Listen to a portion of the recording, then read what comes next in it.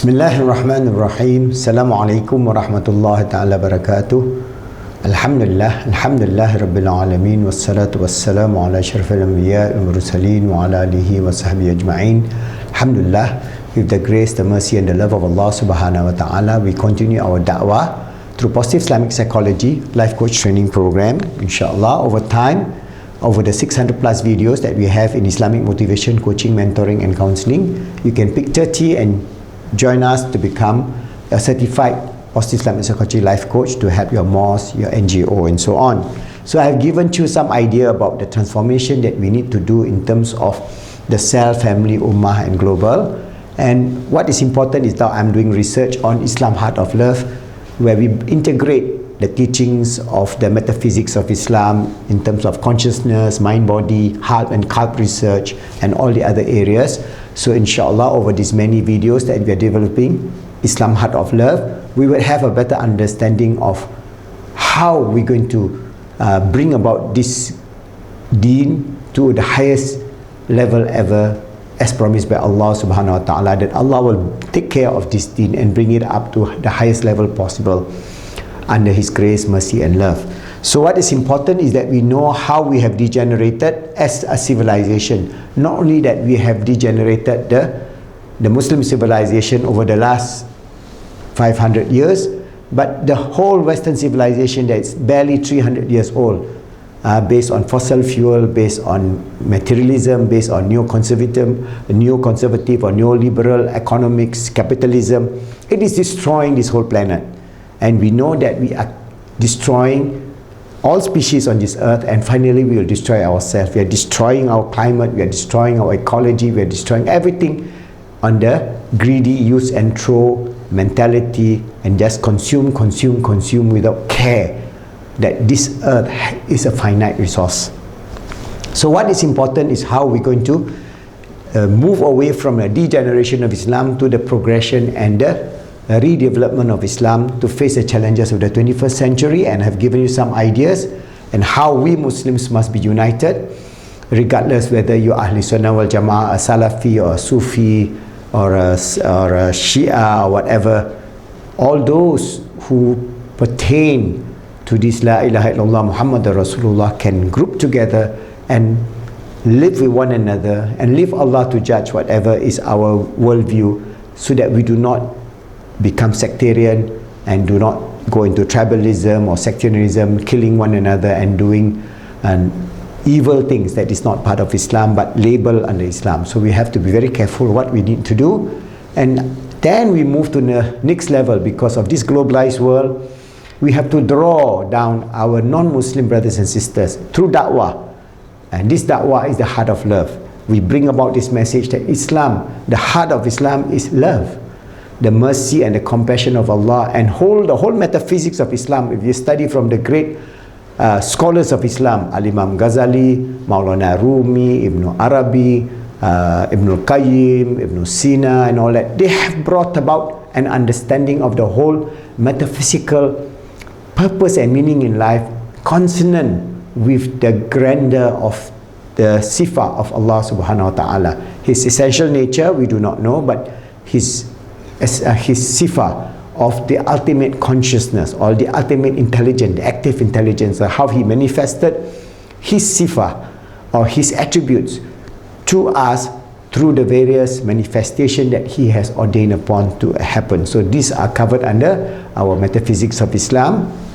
And what is important is that the same metaphysics not only is for the Muslims, but is for the non-Muslims. So the purpose and meaning in life, whether you are a Muslim or a Hindu or you are an atheist or an agnostic, you still have the same basic fundamental question of your very being. Why are you on this earth? Your very existence and who you are. So this existential question is always impinging on us, because we have this consciousness about wanting to know who we are at the ultimate level, and wanting to know our meaning and purpose in life. So when we bring to this understanding, then we bring the Quranic and the teachings of Holy Prophet Muhammad sallallahu alaihi wasallam, the Sunnah, as well as all the teachers, the great teachers before Rasulullah, because Islam is a single deen. Islam is not a new thing brought by Prophet Muhammad SAW. Islam was existent at the time of the first pair, Adam and Eve. Their religion is Islam, surrender or submission to Allah, which is the same. So we have surrender and submission to Allah, maybe through other cultures, whether it's Taoism, whether it's Buddhism, whether it's Hinduism, whether it's Christianity, whether it's Judaism, whether it is the Mayan way of religion. So many of them, all coming back to the acknowledgement of the one absolute, supreme creator who put us into being. So that's why in the Quran Allah tells us, mankind, we have created you from a pair of male and female and made you into nation and tribes that you may know each other. Verily the most honored of you in the sight of God is the one who is most righteous of you. That means the one who is living a life of Iman, Islam and Ihsan for the Muslims, and the one who is leading a life of mutual cooperation and care and love. Alright? So, and Rasulullah also says in Bukhari, none of you will have faith until he loves his brother as what he loves for himself. So, we will not be believers if we don't love our brother. Not only our brothers in terms of Muslims, but our brothers and sisters who are the brothers and sisters in humanity. So, we must learn to live and love each other as human beings. Alright? And verily the believers are like a structure, each part strengthening the other. So we are like a structure. And then Allah tells us in Al-Quran also, and hold firm to the rope of Allah altogether and do not become divided. So for Muslims, we must hold together. And also for humanity, we must hold together, because if we don't hold together, we will destroy this earth, because we only have one planet Earth. So the parable of the believers in the affection, mercy and compassion for each other is that of a body. When any limbs aches, the whole body reacts with sleepiness and fever. So we are all together. So now this whole world is having fever. The temperature is rising. The world, this dunya, this climate is having fever. The fever of climate emergency, climate change, the fever of increased temperature that is destroying all species on this earth. They are beginning to destroy.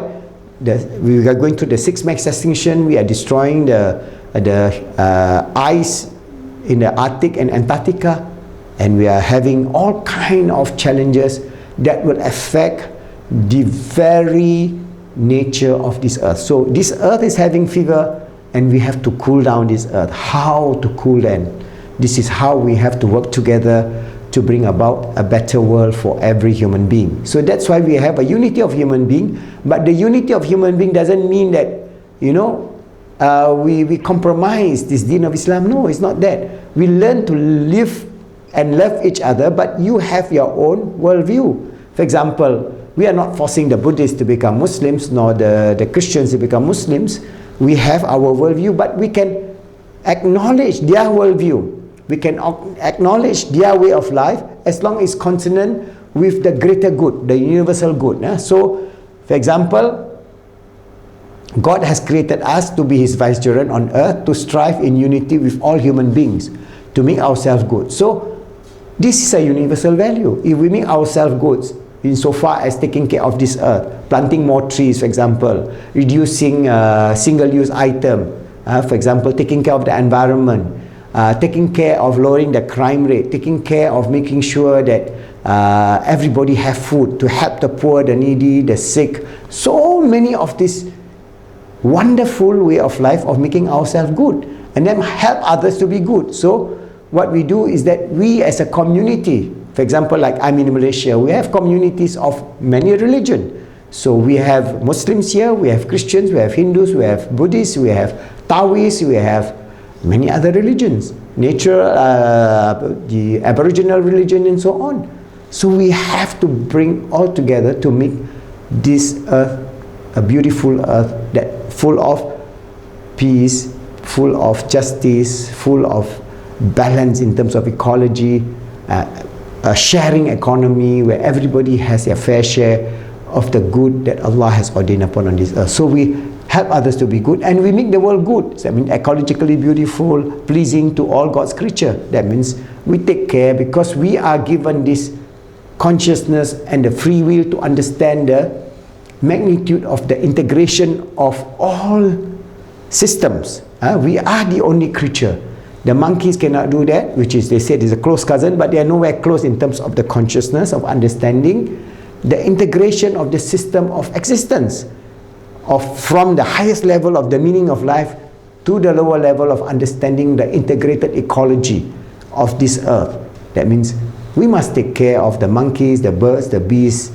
All of this creature is dependent on us, of how we shape the ecology of this world, but we are shaping it in the wrong direction. We are destroying them. Every day more than 200 species are dying because of the 6 mass extinction, because of climate change, because of melting of the ice, because of the acidification of the ocean. So many because, but it's all integrated into one system, a balanced, just system, where Allah subhanahu wa ta'ala tells us in the Surah Ar-Rahman that He has created everything in just balance, that we have to maintain that balance and do not let it go haywire. Do not let this climate crisis, ecological disaster, temperature rise to take over until all these species that is dependent on us die. When they die, we die. As simple as that.